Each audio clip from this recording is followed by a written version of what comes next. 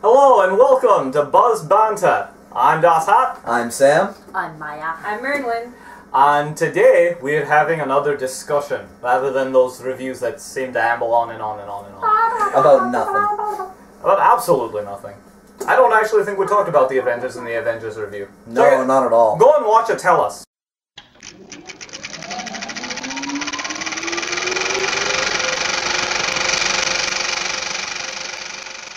You can see just like with the four of us, who actually represent a very, very, very large population diaspora, so just basing off of our sample group, people tend to like the villains more nowadays. So what does that mean for storytelling? Is the villain actually now more important than the hero to the success or failure of a story? And I say this in light of the various comic book movies that have come out, where the hero doesn't really seem to change that much, but when the villains are good, or well portrayed, they elevate the movie as far as they do. Thor's a very good example of this. Joker. Loki. Absent Loki, that is a crappy movie. Dark Knight with the Joker. It is Yes. a crappy movie. Yeah, that's what I was. That's the biggest first one. thing He that made came to the my movie. mind. He carried Yeah. the movie.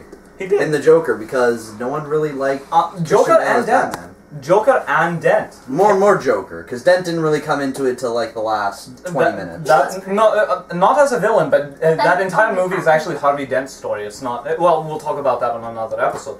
But yeah, the importance of the villain, and it's something that isn't even a recent phenomenon.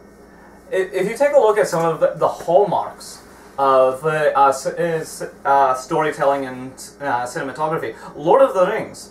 Who's the villain? Well, essentially evil Gandalf. Sauron is of the same race as... Saruman? No, Sauron is of the same race that Gandalf and Saruman are. Oh, okay. He just fell to darkness because rather than being educated by the nice gods, he was educated by Melkor and became his lieutenant. No. So he is essentially Sauron the Black, you could call him, in the same way that you say Saruman or Gandalf the White. He's cool.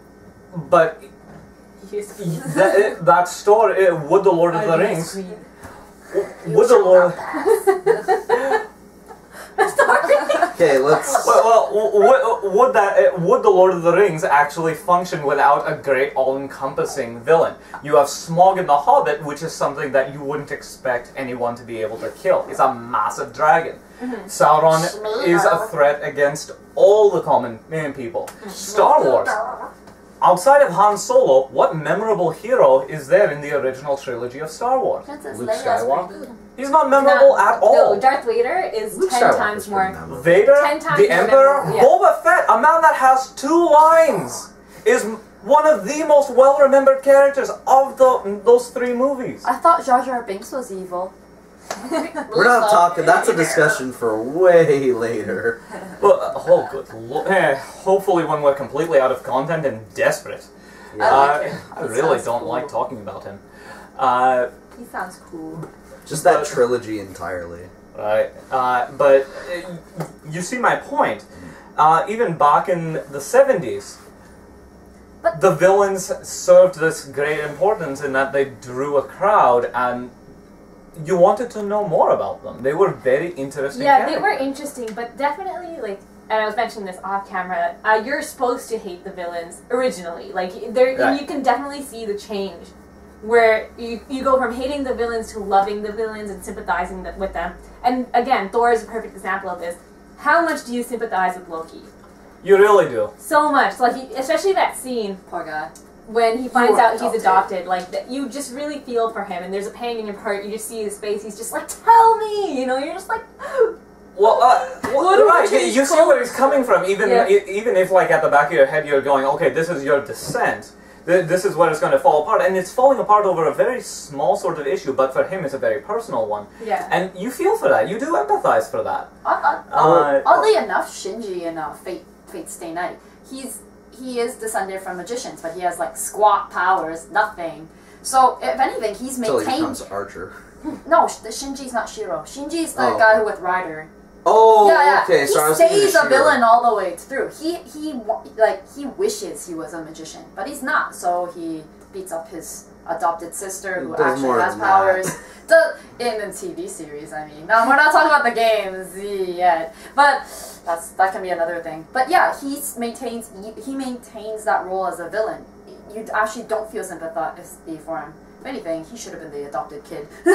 but villains, just in general, just going off of what Merlin was saying, that they've become more robust characters as the years have gone on. They used to be presented as very sort of hideous things. Now they're the protagonists of movies. Before, the protagonist was just the hero, and then you have movies like Saw, where the villain of the movie is the protagonist of the whole movie. Well, kind of. Or kind of Dexter. Dexter, right. yeah. Dexter's a fantastic example of that. He kind of goes after villains, technically. Yeah, so, but I mean, they try to make him a hero, but he's not. Like, really. But he's not really an anti-hero either. He's but just. He's a villain, like, but he's a villain on your side. Yeah. I see him as a villain. He is a villain, but he's on your side. Like, even his code would send him to kill innocent people if they ever came against him, if he was ever discovered. And you see him do it a couple of times in the series and in the books, where he'll kill innocents because the code demands it. He won't kill his sister, though. No, he doesn't, because that's the one line he doesn't cross. But spoiler alert, he does kill his wife. Okay, I Really? didn't know about that. No. Yeah, that was a spoiler alert. Okay, yeah. I warned you. Which, like, after Wait, Darla.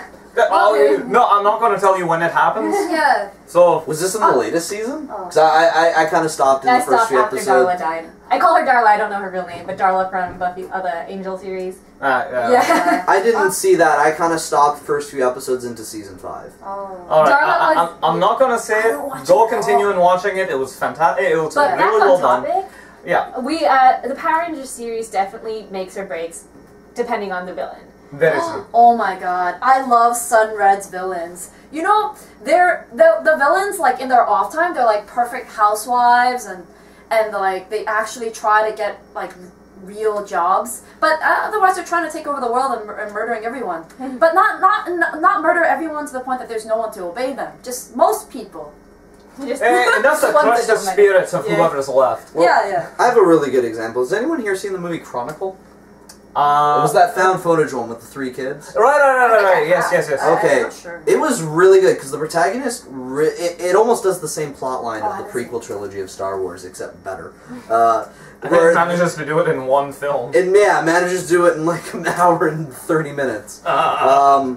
And it's really all about the one kid. 3 kids get powers, and they're all kind of the characters, but it really focuses on the one kid, because it's his camera. It's a found footage movie. And it really documents his descent into darkness, and to the point where he even has a villain name at the end. He calls himself the Apex Predator, playing off the term of an Apex Predator, where he shouldn't feel sorry if he uses his powers against people, because he's evolved past them. Right. And he really just becomes a villain at the end, and he is the main character of the whole movie. Right. And that was perfect. Like, and this is going back to what I said on how protagonists are not just the heroes anymore. Protagonist is just the guy you follow in the story. The true definition of protagonist, because protagonist can be the villain. Right. But at the same time as that, there is the distinction to be made between the hero, the sort of the fallen angel that you see as the villain. Loki's a good example of that. Exactly what you just mentioned in Chronicle. That's a good example of that. But you also see it with villains whose history you don't know. You start to come onto their side. That's something about One Piece that they do exceptionally well. A villain is not necessarily somebody who has a very difficult history. A villain is someone who goes completely against the laws. Every single character that you follow has to do with piracy in some way. So they're pirates for the sole reason that they break laws. But they can be really nice people. Wow. But like they'll go and like rescue, kidnap. Well, that goes into the archetype like the gentleman thief. Even though he's a thief and steals stuff, he's really nice. He's the gentleman thief. Really good examples are like Sly Cooper from the Sly Cooper series, The Gentleman Thief, and there's this French cartoon, I don't know if anyone, it's called Lupin. No. Not Lupin the anime, Oh, Lupin. I love Lupin the anime. What are you talking about? Lupin the Third. Actually, there was that film with Johnny Depp where he plays a notorious bank robber, but he was himself a gentleman. I can't remember what it was. Oh my god. Was it that one with Angelina Jolie, The Tourist? No, not the tourist. Okay. That movie was terrible. It was terrible. This was actually a really good film. God, I can't remember. With Johnny Depp. Well, there's an entire series devoted to Mine Fujiko right now for Lupin the Third. She is a villain. She is a thief. She'll break people's hearts. She'll gain their trust and destroy their lives for riches. There's a Mega Man game based on the villain. But we sympathize. Mega with Man her. like 8 If or we're talking something. about like characters who were like don't have a complicated history, like they were always evil. Okay, so let's talk about Harry Potter for a second. Voldemort, who was born evil, he was always evil because if you're born under a love potion, you can't love. Right. That's just how it works. Right. And so, but even he has such an interesting history. He has a very interesting history, but like he's not one of those sort of tragic histories. Like you empathize with him because you're just like you could see anyone. I'm talking about villain. He's a traditional villain, and that's in a modern day story, which is definitely something you don't see anymore. You're thinking of Public Enemies. It was John Dillinger he was playing a portraying. Right. And John Dillinger and everything. That's another example of like this person who is actually quite cruel, quite the villain. But at the same time, he is actually a nice guy when he's not thieving and killing. Well, you could say that about The Godfather, too. But exactly. But back to the central issue. While we have all of these examples of the villains that we empathize with, how important is a good villain to the story? Can a hero, just by sake of being a hero, carry a film, or does he need an equally good, if not better, villain? He needs an equally good villain. It really depends on how they develop the character, because you can have really good shows without any sort of villain. Like, I mean, Escaflowne. Escaflowne kind of had it. No, all it had was varying levels of extremism. It didn't actually have anyone that was truly evil. Yeah, that's true. That is true. Unless you go with the movie. Well, no, not the movie. I I actually think Delandale was the only truly villainous person there, and that was only because she was experimented on as a little girl, turned into a man, and driven insane. Yeah. Spoiler alert! Spoiler alert. Sorry! Oh, they TV hint at series it. only. Well, they kind of like been hinting at it like later on. The thing's been out for a while. If you don't know it yet, go watch it.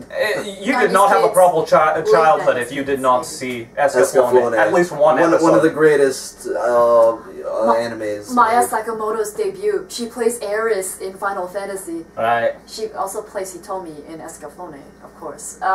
She plays most things I like. She's also Lightning and Haruhi. And anyway, she's everything I love. It all depends on how the character's portrayed and how they're done, because, like I said, it all depends. Like, you take The Dark Knight, for example. You don't know anything about the Joker. It's really all the things that he does and the ways he does things, because they're a little unconventional, because he thinks differently, and it's all surprising. Like, you really don't know what he's gonna do, and he strings like all this entire plan together, and that's why people love the Joker. And then you put little things in it, like the way he licks his lips. They take things that appeal to the comic book aspect, where he keeps changing his background, and he talks about his story, and he changes it entirely, because he's like, if you read The Killing Joke, he's like, if I have a history, I want it to be multiple choice.